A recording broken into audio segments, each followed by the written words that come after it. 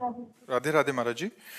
महाराज जी, जीवन में कई राधे राधे दोस्तों, आप सभी का स्वागत है हमारे अपने चैनल में। तो दोस्तों, हमने जीवन में किसी का बुरा नहीं किया तो हमें यह दुख क्यों भोगना पड़ रहा है? प्रेमानंद जी से सवाल करते हुए तो जानिए प्रेमानंद जी महाराज जी ने इस सवाल का क्या जवाब दिया है। तो कृपया वीडियो में अंत तक बने रहिए, साथ ही वीडियो को लाइक करना और कमेंट में राधे राधे लिखना न भूलना। दोस्तों, वीडियो को अंत तक जरूर देखना, आपको प्रेमानंद जी के सुविचार सुनने को अवश्य मिलेंगे। जय श्री कृष्णा, राधे राधे दोस्तों। 10,000 जुर्माना या 1,00,000 जुर्माना और आजीवन सजा, क्या दंड मिलते हैं? नहीं मिलते। तो हमारे तो न जाने कितने पाप हैं। अब कौन ऐसा शरीरधारी है जो झूठ नहीं बोल रहा? कौन ऐसा शरीरधारी जिससे पाप नहीं हो रहा? ये तो बात कह देना कि हमसे तो कोई गलती ही नहीं हुई, हमसे तो कोई पाप ही नहीं हुआ, ये बिल्कुल हम अविवेकपूर्ण मानते हैं। नहीं, ऐसा नहीं है। हम सबसे गलतियां होती हैं और उसी भगवान के दरबार में अन्याय नहीं है, क्योंकि वहाँ किसी के गवाही की जरूरत नहीं है। वो सर्वव्यापी परमात्मा आपके हृदय में ही बैठा हुआ है।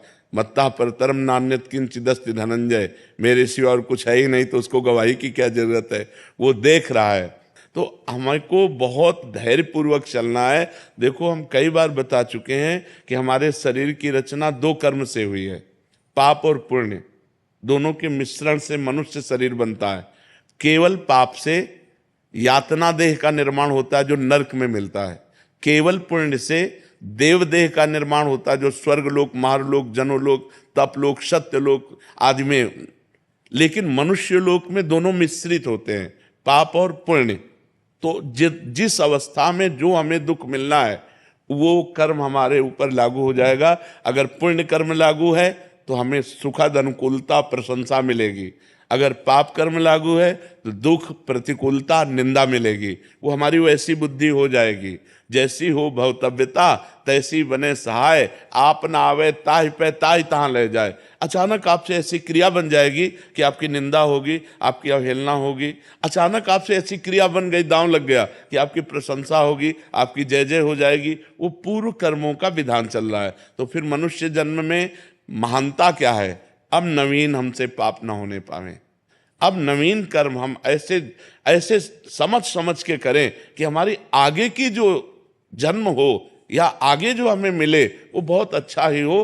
पाप कर्म नहीं होने चाहिए। अब हमसे गलती नहीं होनी चाहिए। अब लो नसानी अब ना सही हो। तो ये पक्की बात समझ लीजिए कि अपने कर्म को ही भोगना पड़ रहा है। इसमें बिल्कुल संशय न कीजिए कि मैंने तो पाप नहीं किया। किसने प्रश्न किया था? ईमानदारी से देखो सखी, वृंदावन में बैठी हो, ईमानदारी से जब से तुम्हें याद है तब से अब तक देखो, केवल इसी जन्म में क्या आपसे पाप नहीं हुई? क्या आपसे गलती नहीं हुई?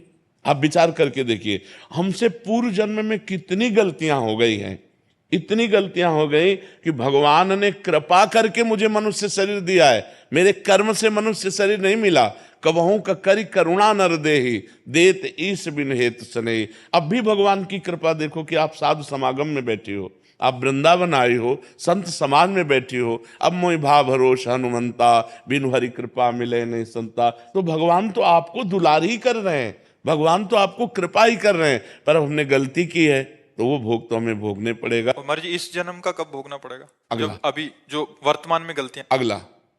और ऐसा भी हो सकता है कि इसी जन्म में भी उसका दंड मिल जाए। भयानक अपराध, भयानक अपराध। जैसे आप संत द्रोह कर दो, संत निंदा कर दो, किसी संत को मार पीट दो, फिर आपको भयंकर आपको कष्ट। साधु अवज्ञा तुरंत भवानी, भक्तन निंदा अति बुरी भूल करे, जिनको के सुकृत बहुजन्म के छिन्न दायक को। तुरंत अकाल मृत्यु का विधान बन जाएगा, तुरंत अकाल मृत्यु का विधान बन जाएगा, तुरंत भयंकर कष्ट देने वाला योग लग जाएगा। महाराज जी, भागवतिक विधान है। भागवतिक विधान है। 2 मिनट में किसी को मार दिया, इसके बाद आजीवन कारागार, और उसको ऊपर से बोले 1,00,000 रुपया जुर्माना। तो ये जो हम भोगने आते हैं मृत्यु लोक में, जुर्माना भोगने आते हैं। मूल सजा तो नरक में मिलती है, ये जुर्माना यहाँ होता है, उसको भोगना होता है। तो जो हमें भोगने को मिला उसे मिल, आगे हम कोई पाप कर्म नहीं करेंगे, आगे हम अच्छा भजन करेंगे तो हमें अच्छा मिलेगा। महाराज जी, लोग कहते हैं नरक तो किसने देखा है? अब कह दो कि किसने देखा, जब चोरी करोगे और जब तुम्हारे डंडा चलेंगे और जब जेल जाओगे तो अपने आप जान जाओगे कि जेल किसे कहते हैं। बोले किसने देखा है जेल? तो तस्मात् शास्त्रम प्रमाणम ते कार्याकार्यो व्यवस्थित हो। शास्त्र जो कह रहे हैं वो सत्य है, वो असत्य नहीं है। अब हम बहुत छोटे हैं, कूप मंडूक हैं, जैसे कुआं का मेढक है ना, एक समुद्र का मेढक गया तो कुआं के मेढक ने कहा कहां से आए? बोले समुद्र से। बोले तुम्हारा समुद्र कितना बड़ा है? इधर से इधर उछला कुआं का मेढक। बोले इतना बड़ा है? बोले नहीं। बोले इतना बड़ा है? बोले नहीं। बोले जिंदगी भर तू उछलता रहे तो भी तू समुद्र की था नहीं पा सकता। अनंत ब्रह्मांडों के रचयिता भगवान ने रचा है, स्वर्ग नर्क पाप पुण्य उसका फल दोनों रचे और आपको छूट दे दी है, आप पाप कमा लो या पुण्य कमा लो। तो मनमानी आचरण करने में कोई तो मानता नहीं है, और जब परिणाम आता है तब भगवान को कोसता है। तो ये विधान भगवान का बनाया हुआ आपके कर्म के अनुसार है, आपने जो कर्म किया उसके अनुसार विधान बनाया हुआ है। को न काहू के सुख दुख कर दाता, निज कृत कर्म भोग सुन भ्राता। इसीलिए जो धर्मात्मा पुरुष होते हैं, शास्त्र को जानने वाले होते हैं, एक भी कदम गलत नहीं रखते। भाई मैं नहीं पाप कर्म नहीं करूंगा, तो मुझे मार डालो पाप कर्म नहीं करूंगा, चाहे जितना कष्ट दो मैं अधर्म नहीं करूं। क्योंकि जानते हैं कि अधर्म जो है ब्याज के ऊपर ब्याज लग करके ऐसा फलीभूत होगा कि हमारे पुरखा पानी पा जाएंगे भोगते भोगते। तो ये भगवान का गलती थोड़ी है कि यार एक को तो इतनी सुख सुविधा दे दी, एक को इतनी दुख दुविधा दे दी। नहीं, दोनों के कर्म हैं। उसने कर्म किया उस जगह पहुंच गया, उसने कर्म किया इस जगह पहुंच गया।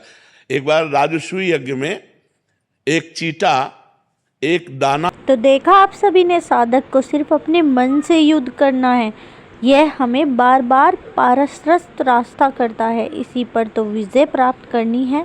बाहर साधक का कोई शत्रु नहीं है और ना ही उसे कोई फंसाया हुआ है। दोस्तों, प्रेमानंद जी महाराज हमेशा शुद्ध आचरण पर, शुद्ध विचारों पर चलने की बात कहते हैं। तो अगर आपको ये वीडियो अच्छी लगी हो तो प्लीज़ लाइक कर चैनल को सब्सक्राइब ज़रूर करना और कमेंट में राधे कृष्ण ज़रूर लिखना। तब तक के लिए बने रहिए दोस्तों, अगली वीडियो का इंतज़ार करें। धन्यवाद।